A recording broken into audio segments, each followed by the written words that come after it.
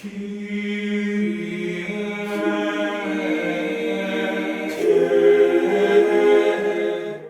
I'm Father Joseph Mary, and welcome back to A Simple Word, where we reflect on the gospel for the coming Sunday.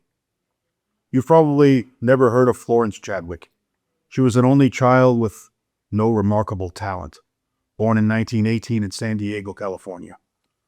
Florence wanted more than anything to be a speed swimmer. When she was only 6 years old, she persuaded her parents to enter her in a 50-yard race. She came in last place.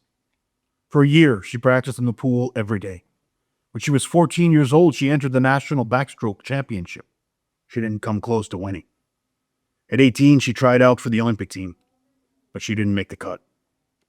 Frustrated, she gave up swimming and married. But years later, she began training again with her father. She was determined to be a success.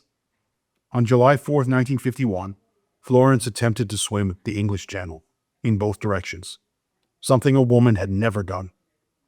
The challenges were the bone-chilling waters and dense fog.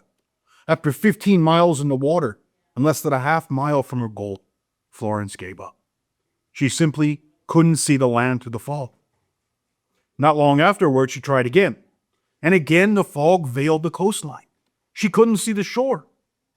But this time, she just kept swimming, pushing herself through the bitter waters, reminding herself, I can't see it, but the land is there. And with that faith, she forced her body to keep swimming, and she broke the men's record by 2 hours. In this Sunday's gospel, Jesus uses a parable to teach his disciples about the importance of persevering prayer. He begins by saying there was a judge in a certain town who neither feared God or respected any human being. Now, the judge was certainly not a Jewish judge. All Jewish disputes were taken before the religious authorities. They were never held in public courts. And under Jewish law, there had to be 3 judges, one chosen by the plaintiff, one by the defendant, and another independently appointed. This last judge was always one of the paid magistrates appointed by the Romans.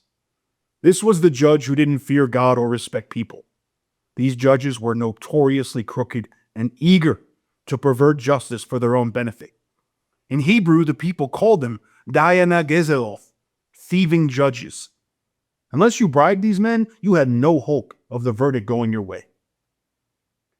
Now, the widow in the parable is the epitome of the Anawim, the poor, the helpless, the defenseless ones. This woman had 0 chance of receiving justice from the judge. She didn't have any money to bribe him with. But she had an unexpected weapon: dogged perseverance.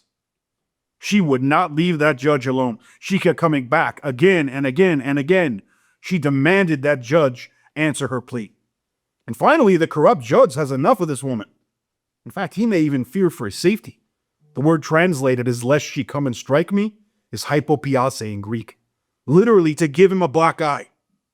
This woman would not be turned away, and her persistence wins the day.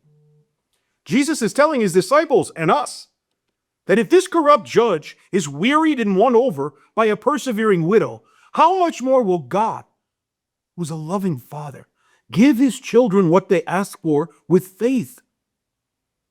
Working with young people for many years, I see how hard it is for them to develop a prayer life. Because it's hard to sit in silence. It's hard to repeat prayers with bees moving through your fingers. It's hard to focus all your attention on someone you can't see or hear. It's always hard in the beginning. So is riding a horse or learning to play the piano. It's always hard in the beginning. It was hard for the saints too. But for those young people who persevere in prayer, they grow to love prayer, and prayer becomes the heartbeat of their Catholic faith. This last week, I was in Medjugorje with some young adults who used to be in our youth group many years ago. And I remember watching them when they were young as they tried to pray the rosary or sit through adoration or pay attention in Mass. They were always fidgeting, checking their phones or chatting with their friends. But they kept doing it. They persevered. They fought the fight. And in Medjugorje, I saw these same kids, now adults, praying the rosary with a living faith, weeping as they went to receive Holy Communion, climbing painful, sharp mountains barefoot in simple faith. If we want to follow Jesus, we have to be people of prayer. There must be a moment in our day-to-day life when we say, stop. Nothing matters now but God. We must be people of persevering prayer. And when you're tempted to give up, when you're tempted to think, God's not listening, when you can't see your way through the fog, remember, the Father who loves you is always there, just beyond your sight. I'm Father Joseph Mary, and thanks for listening to A Simple Word. If you found this reflection helpful, please be sure to like, share, and subscribe, and we'll see you next time.